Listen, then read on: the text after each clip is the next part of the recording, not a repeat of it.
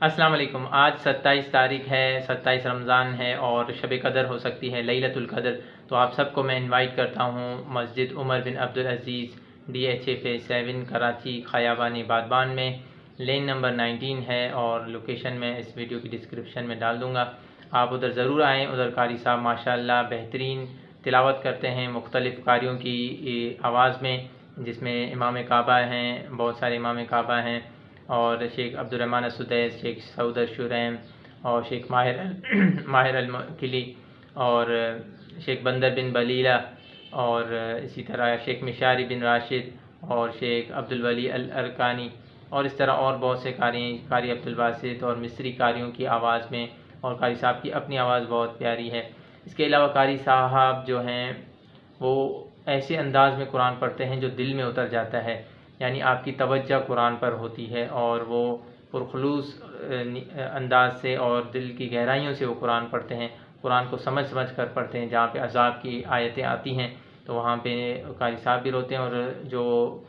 نماز پڑھ رہے ہیں ان کو بھی رونا آ جاتا ہے۔ اسی طرح اللہ کی جنت کا سوال ہوتا ہے، وہاں پہ دل کو خوشی اور سکون محسوس ہوتا ہے۔ اور اسی طرح قاری صاحب آخر میں دعائے قنوت میں جامع دعا مانگتے ہیں، جس میں آپ کے لیے دنیا اور آخرت کے لیے بھلائیاں ہوتی ہیں، بہت ساری بیماروں کے لیے